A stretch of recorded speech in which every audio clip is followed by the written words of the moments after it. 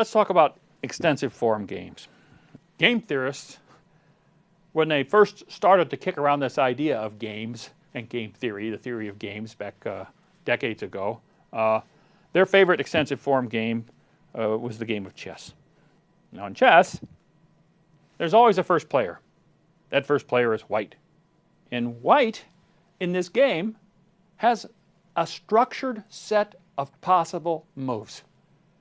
The first move for white is one of 20 moves. Okay? Think about it. There's 8 pawns. You can move the pawn out 1 or 2. So each of the 8 pawns can move 1 or 2. That's 16 moves. And then you got king's knight can go out left, king's knight out right, queen's knight out left, queen's knight out right. So there's 20 possible moves. Would explain the entire universe of the first round of this tree. I don't want to put all 20 here, but you get the drift, right? There's going to be 20 nodes. Dot, dot, dot, dot. When the tide turns to the second player, black. Now, black has how many moves? Well, black has 20, just like white did, but black's 20 is an extension of each of these possible outcomes. White has 20 different ways that it can leave the board. At the end of white's first term, there's 20 different possibilities. Black has 20 different moves independent of what white did, so we put there 20 more nodes off of each one of these. I'm not going to fill them all in, but you understand what's actually happened here. Now, by the time white gets up to its second move, this tree has already got 400 branches. Okay? And just at one move, 400 branches, okay, of possible outcomes. White can do what? Well, on some of the outcomes, white still has maybe 20 moves or maybe 19 moves, depending on what it did with the pawn. Maybe white actually moved a lane out so the queen could go out 1, or queen could go out 2, or queen could go out 3. So some of these nodes will offer more possibilities for moves than other ones. There are roughly going to be about 20, but you can see what's happening here. I'm going to stop with this. This game, by the time it gets back to black, okay, we're up into the tens of thousands of possible outcomes, and that's only 1.5 moves into the game. Okay, this game explodes exponentially. Now, mathematicians, the game theorists, have proven that there's actually a finite number of moves to this game.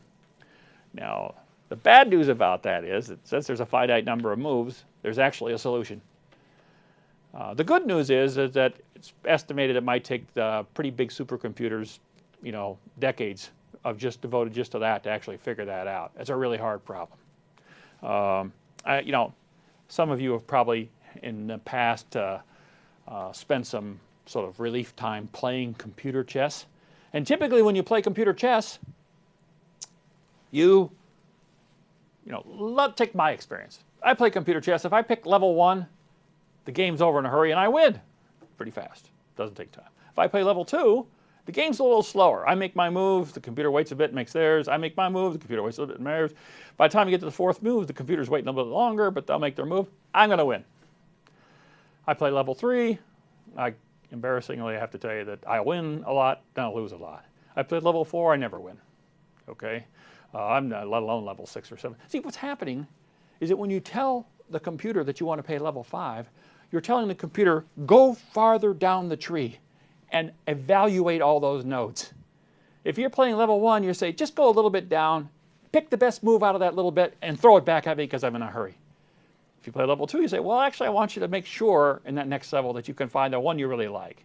If you're level 3, you say, well, so, there used to be a computer game that was notorious called Sargon 2000 or something, where you could play infinite mode. It would search until you came back and touched it. So you can come back 2 years later and touch it. And by then, it would have gone down maybe 12 branches. I don't know. It's a lot of work. That chip is sweating inside that little game. This is what IBM's famous Deep Blue does. It's a competitive chess game, and it's what's called a brute force chess player. It brute force searches nodes. It just goes as fast as it can. It's been completely stripped down and designed to race its way down this tree, which is growing exponentially larger, and evaluate these nodes to come up with a rule.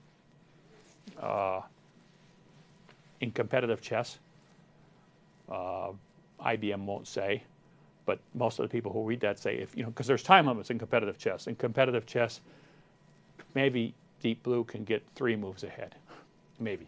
Okay, and again, these are just speculations because nobody gets to actually see what's internal data. It's estimated that Bobby Fischer, arguably the greatest human to ever play, greatest human chess player, it's estimated he could actually get, on a good day, 7 moves ahead. Okay, so how can that happen? Well, because humans have this thing called pattern recognition. Bobby Fischer could just throw out huge chunks of the tree and go focus down on certain areas, whereas Deep Blue doesn't have that. It's a pure brute force. It's just going to have to search all the nodes, even though some of them are things that Bobby Fischer would never even think about because nobody's going down that path. Okay, they're getting better all the time. IBM, it's getting faster. It's trying to incorporate some pattern recognition into it going forward. What's this got to do with economics? Well, this is a classic example of what economists would call the entry game. So suppose you got an incumbent firm and there's a potential entrant. Now this potential entrant is the person who plays first. The incumbent firm, they're just minding their own business, producing output, doing what they have to do. The potential entrant is thinking of coming in. Now if the potential entrant has 2 choices, they can go down this node, which says not enter. If they don't enter, then at the next level, we have the incumbent. The incumbent plays second. Every day that the potential entrant doesn't come in, the incumbent just does status quo. Chucking along, producing whatever it is they produce, aluminum, cars, something like that, mayonnaise.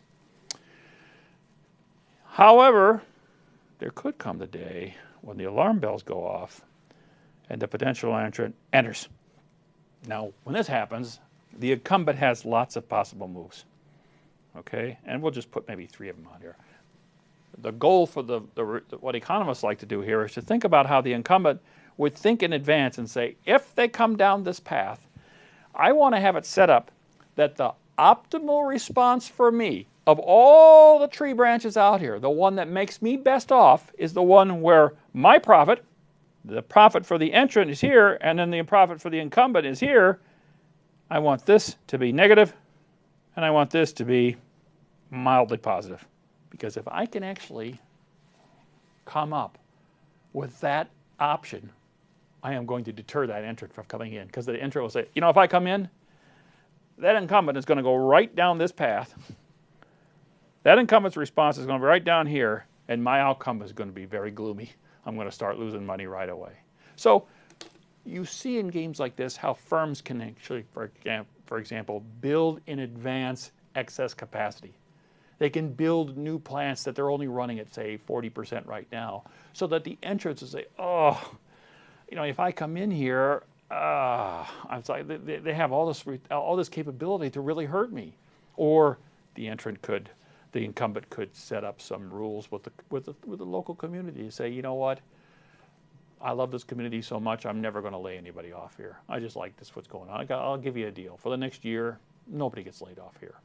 Now that would be a signal to the potential entrant that if he comes in, that firm's just going to keep producing exactly what it's producing today because it's made some sort of a deal that they're going to tell the community. For the good of the community, everybody keeps their job. Well, I don't think they're going to back off. I think we should think of some other industry to enter. So entry games, because of the sequential nature of it, fit very well for games in extensive form. The next thing we're going to look at is one that's perhaps much more important, and that's the simultaneous play game.